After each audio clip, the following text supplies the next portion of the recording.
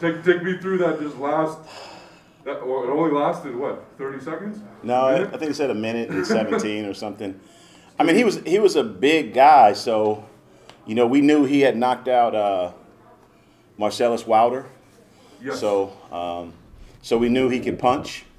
So anytime you fight a guy that's coming off a big win like that over a name, someone with a name, there's a little bit of concern. So, but we had a great game plan, and we know Tristan can punch too. So we wanted to touch him early and see how he reacted. So I think when he got hit with that first jab, I saw his body language change. He started backing up and trying to get away from him, and then once he got him on the ropes, he just unloaded him. He's different in fights than he is in sparring. It's crazy. Yeah. Yeah. You agree? Yeah. I feel like I perform better at fights than I do in sparring. Because, during camp, it's just like, this camp was wrong. This camp right here was long. We was kind of even warming up. Not even in full camp, but it was still like warming up. It was almost like camp. This camp was like probably like 5 weeks long. So it gets to a point where I'm just like, man, I just want to fight.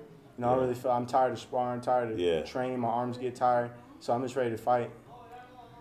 As soon as you got him, you saw the same thing? As soon as you got him on the ropes, you just knew? I knew once I hit him with the jab, he started thinking, I feel like he started getting worried about my power. And once every moment I got him to the ropes, I started attacking the body, attacking his helmet. I mean, his head. So, and then that final one, I just set it up behind the jab and went around the gear.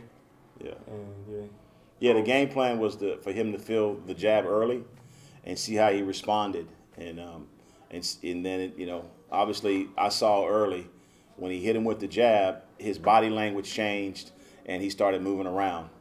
And that was it then. And you hit the patented backflip, of course.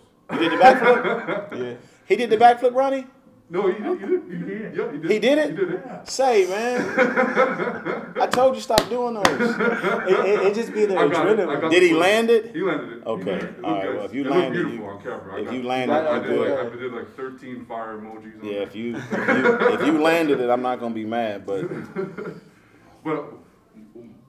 at what point do you go from just like euphoria, excitement to, oh my God, I just injured this man? Yeah.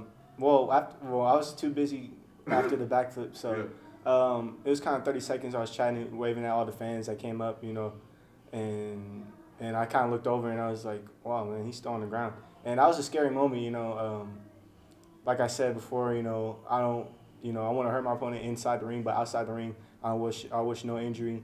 And I just right now I just want to pray for wish him a quick recovery. Yeah, absolutely. Sure. Scary moment for you to see.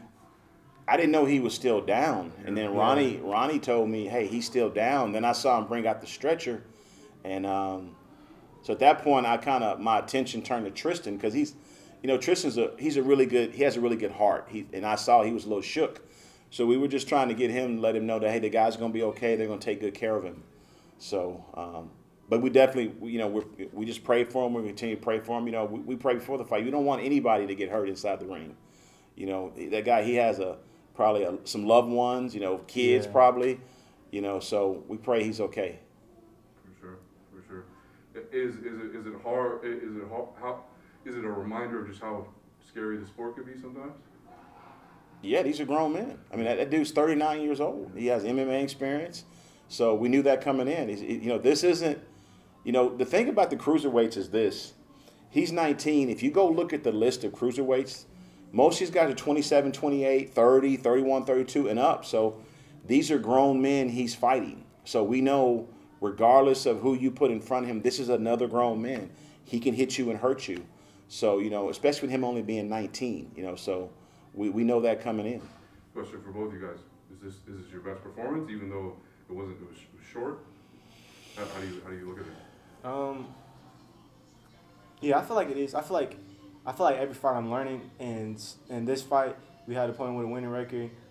He came from a knockout victory against Marcellus Wilder. Yeah. So it was definitely a good training camp, and I feel like even though it was a short first round, I feel like I came out mature, came out composed, worked behind my jab, stuck to my game plan, and executed it. Yeah, I think so. I think this, the Blake LaCaze fight I thought was pretty big. He showed a lot of maturity, but I think this fight was probably the best performance because it was live on DAZN.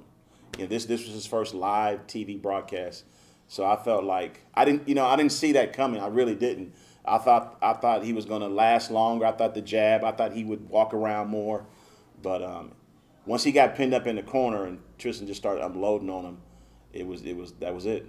I was talking with Ronnie. Ronnie said that like it's super exciting, but we also still don't want to rush things because how do you personally evaluate that too? Of like, hey, we know Tristan is like elite, but at the same time he's young. He still has to develop.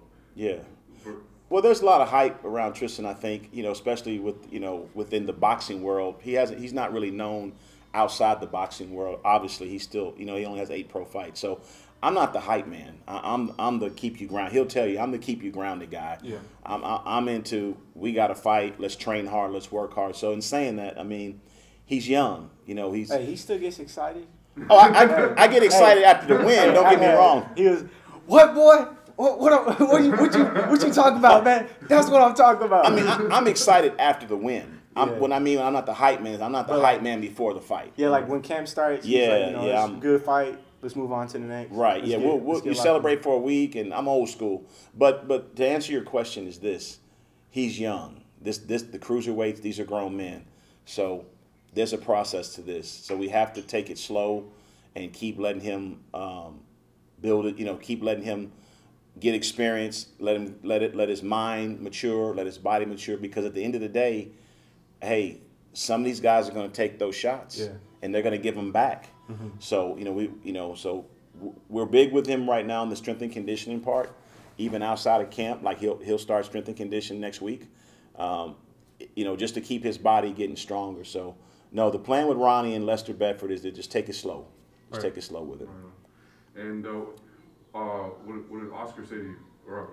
He was just like great performance. Oscar, they have him moving a lot, so he couldn't really say much. But Eric and Bernard stood up, and I was listening to him. He was like, man, good game plan, good mentality, and I got great words from all the legends out there. So and tell the people, because we got some behind the scenes videos of you and Bernard. Tell the people what Bernard was telling you. Oh, he was saying that you don't want to aim to become a world champion. You want to aim to be in the Hall of Fame. Just like the phrase, shoot for the star, land on the moon. Land on the moon. You aim to be in the Hall of Fame. Everything in between that comes. And I just been thinking about that lately. So every time I train, every time I fight, I have that in the back of my mind. What does it mean to get words of pearls of wisdom from a legend like that? It's an honor. We already have a legend right now, right, Ronnie exactly, Shields. Yeah. So having another legend. In my opinion, Ronnie Shields is. I don't think people talk about him enough. I mean, right. he's. You have to be around him to. He's always. Think about this. I train my son in the amateurs. I come to the pro. Ronnie never once made me feel like I don't need to be. He made me feel welcome. And then he welcomes me watching him work. And when you watch him work, it's very simple, but it's very simplistic, but it's highly effective. And the way he teaches is perfect for Tristan. So we have, we can't, I remind Tristan, I'm all about reminders. I remind Tristan all the time. You're signed with Golden Boy, one of the top promoters. You're one of their rising prospects. You've got a great trainer in Ronnie Shields. You've got a great manager in Lester Bedford. What more? I mean, it couldn't be better for you. The rest is on you. The rest is on you. Keeping yourself clean, staying, out of trouble. Focus on your boxing. The sky could be the limit, but the rest is on him. If you know what I'm saying. And what is that? I got the shots of the fan love, the Dallas love. Oh my goodness! What does that Dallas love mean? It's just like, to be honest, it's like all these fans just. Yeah, it's coming. Just came out nowhere. I didn't even know I had this many fans. No, it's coming. It's like you don't know. Just like you don't know who you can impact. By just the smallest thing you do. Yeah. And just to see this many fans, that these are the most fans I've seen with my shirt, my headbands. So it's awesome. Having the fans support me, and I hope they support me all the way. And speaking of fans, you got a new big fan in Damian Lillard. Yeah. Yeah, Dame, that was crazy. Appreciate it, man. Yeah, You Damian know- Lillard, he followed me yesterday. I was like, wait, hold up. It was Dame. Because Yeah. you don't see the check marks. We're so you wait, don't know hey, if it's real. Luka, we're waiting on you, brother. You're my favorite player right now. I've done some posters for you, so I need you to get on board, Luka. No, just playing. But yeah, I saw. Dame's a huge boxing fan. Yeah, he is. yeah. You know, he even has his profile picture of Yeah. him with the gloves. Yeah. So I'm sure he'll probably shout you out when he sees it. yeah. Yeah, Huge. yeah. Any final words? What's next? What You know, right now, I'm gonna take like maybe a couple days off, and get back in the gym, and you know, hopefully have a fight here soon. You know, Yeah. We kind of leave that up to Lester. Lester talks to Eric, and we usually go from there. Yeah, I'm sure they'll let us know. We'll discuss with Ronnie and Lester. I'm just hungry, man. I want to eat. See and see what the next move is. But you know, you enjoy this, and then you know, like he said, you take a week off, and then you got to go back at it. You know, you got to get back in the gym. You got to get back working. Yep. So that's the plan. Tristan and Sean Kalkreuth, we appreciate the time. Thank you. Fanatics Thank Q, you. Thank you.